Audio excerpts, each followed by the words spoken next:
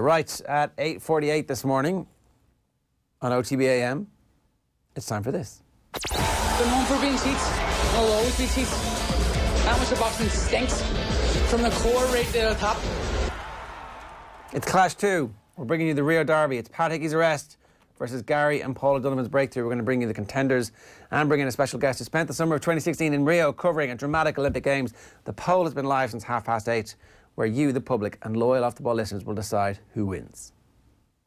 Gary and Paul O'Donovan from Skibbereen, Olympic silver medalists. How does it feel? It's fantastic. We haven't had too much of a chance yet to come to terms with it. We're a little bit disappointed we didn't come away with the gold medal. I think we put it up to the French as best we could, and we just closed there at the end, I'd say, and we were going all over the lane, but we're dreading going home now because Mick Conlon said he boxed the head off us so we didn't get the goal. So. Feeling when they crossed the line? That was hard, yeah, hard work. We're bad out at that stage. I didn't know what was after happening. I didn't know if we won a medal or not, and I saw it on the big screen. Then we were second, and he informed me then of that, so It was all ghost and sent to like a circus. Have you spoken to your nanny yet? No, we haven't spoken to anyone. We'll get on the phone to her now in a minute, but we heard there's no brown cake being made today with the excitement. No brown cake, but plenty of circus going on in Rio as well. Here's Pat Hickey. We still have hours to go in Rio, where Pat Hickey is currently under guard in hospital, awaiting questioning on 3 serious charges which carry sentences of 7 years. Facing charges on the basis of ticket touting, forming a cartel and illicit marketing. So this is Europe's top Olympic official. This is not just somebody from one of the 206 countries. This is the member of the IOC Executive Board. He's been the Olympic Council of Ireland president since the late 1980s. So this is a very big figure, not just in Irish sport, but in global sport. Yeah, so a dramatic Olympic Games. John Duggan? Yeah, I'm still here. Rio? Yeah, Jaron Owen, yeah. You were a man in Rio? I was, yeah. And it was Vietnam is what I call Rio. It was Vietnam. Did you get flashbacks? Yeah, it was the Monday Katie Taylor lost. The Tuesday, Michael Conlon went mad, justifiably so, and then Annalise Murphy an hour and a half later. It takes about an hour and a half to get anywhere in Rio. It's like going from Michael Conlon, think about Michael Conlon. If you think of Dublin, Michael Conlon was fighting in Bray. You've got to get on a bus then to go to a hub, say in Sandyford, to get another bus to go out to Santry for Annalise Murphy, won her silver medal. And then I was just going on at 3 a.m. and 4 a.m. every morning, and I just said to Ian Dempsey, the presenter at the time, we live in a crazy world, Ian, I'm going to bed now. There's about only 3 Irish athletes involved. Got a call from Sinead Spain, the news editor, woke me up at 8 a.m. Brazil time to say, Pat Hickey's been arrested, you're on the news in an hour. And, you know, I don't know if anybody's seen Apocalypse Now, where they've got those kind of fans. Yeah. And I felt it was like the helicopters. And there was no whiskey bottle or anything like that, or vodka bottle, but I felt like... Broken mirror, isn't it? Yeah. Martin Sheen punches the mirror, and that's exactly how I felt. I was like, I cannot believe this is happening. I'm so thrilled to be out here, but how are we going to do this? We managed to get it done, but it was an absolute earthquake. It was an earthquake. Like we did a failed drugs test at the start of the games. Yeah, I forgot about that. Yeah, and that in itself would have been bad enough. But then to have Katie failing, and it's great to see her come back now and be a world champion. But I remember just seeing her in absolute devastation in what I would just describe as some kind of an industrial estate, where the boxing was half full.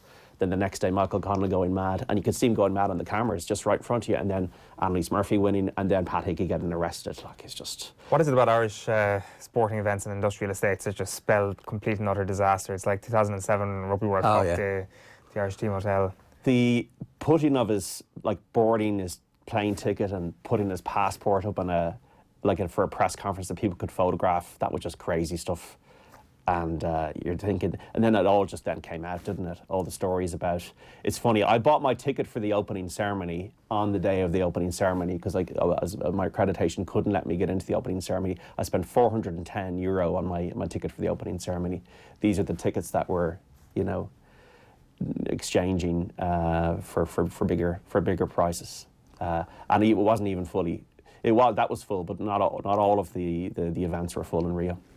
The polls have been live for about 20 minutes or so. Give us a guess at where they are. O'Donovan's going to win this. Like, O'Donovan's...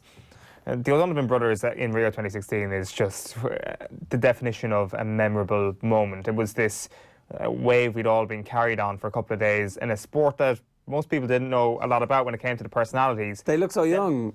They look so young. They're very, you think they're big lads, but they're very, very kind of light. Well, obviously they're now. That's the point. They're kind of like the jockeys of the water, really, aren't they? Yeah, but they didn't look that way. I thought these guys are really, really like toned and like muscly and whatever, and they're not like that at all.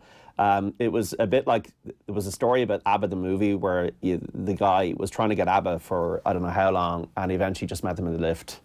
And it was a bit like that with the lack of access that we scrambled O'Donovan's when they were walking into the village.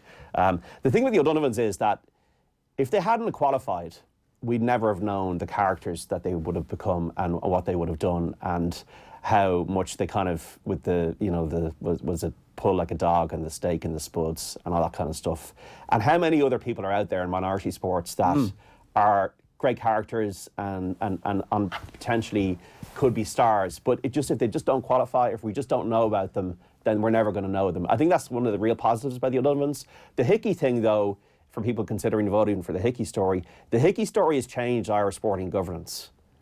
Would we have an FAI situation without the Hickey story? The way it was broken and the clamour and the demands for... Because Pat Hickey had been involved in Irish sports governance for what, over 2 decades? More long, yeah, 1989, and was very high up, and you remember the photos of him and Putin and that. Would we have the clamour now for change in the FAI? Would we have the clamour for change in county boards and in certain parts of the GA world where we see, in other words, a lack of corporate governance or a lack of hygiene around sports administration if the Pat Hickey thing hadn't happened? No, you wouldn't have Peter Sherrod and Sarah Keane in charge at the Olympic Federation, and that's been great for our sport to have those characters in charge and running things. It was seismic. It was a huge event. Like, Romario getting involved in Brazil. Romario, I forgot about that. But this whole THG ticket issue was an issue at the World Cup. I was in the World Cup and I went out there for a week personally in 2014. That was an issue that the FIFA and Brazilian authorities had said if this happens again, there's going to be a problem. And then it became a problem because touting. I remember being at the World Cup final in 2014, couldn't get in, and all the touts were being arrested outside the stadium. So touting was a problem in Brazil, or was seen as a problem by the authorities. They tried to step in and fix it before the Olympics, and then when there was allegations of touting in Rio Olympics, but I don't think anybody could have expected Pat Hickey to be arrested in his bathrobe at the Windsor Hotel. Like, there's a photo, I just looked back this morning, there's a photo of Shane Ross, Pat Hickey and Annalise Murphy on the Tuesday, all smiling with the silver medal, and then the next day he is arrested. It is an international story, and I still think it's one of the biggest stories we've had. For me, if I was voting, I'd be voting for the Pat Hickey story. Would you, yeah? Yeah. And the other ones are great and everything, but the Pat Hickey story was a game changer for Irish sports administration, how things are run, and the kind of the bar that should be set, as it should be set in any country for the way we administer sport, Yeah. Okay, so you think that's got a chance of winning, and it has your vote? It has my vote.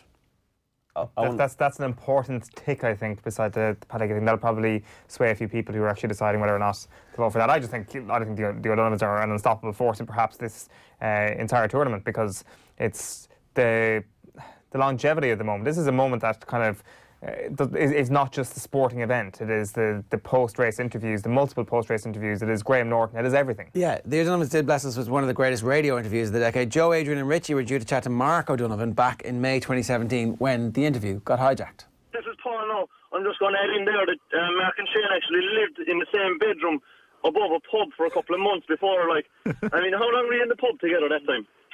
Too long. They were never out of each other's hair, so they're practically the same person there, It's a shame every Saturday night there'd be music on in the pub below, so we'd never really get to sleep too early. It'd be about 3 o'clock, and we'd have to be up early Sunday morning for training. So this is Paul again. To the wonder how you didn't go down. That's definitely Gary, by the way. There's no chance. You could get away with that once, Gary, not twice. Piratical behaviour was great. It was a real breath of fresh air, and it was kind of very important for the sport that they came to the front as well. And for the Olympics and for the Irish, support of the Olympics and feeling that we actually have people out there that are actually achieving, because the boxers did not achieve in Rio at all. They were expected to achieve. So that we had the O'Donovan's, Annalise Murphy was a really kind of a saver.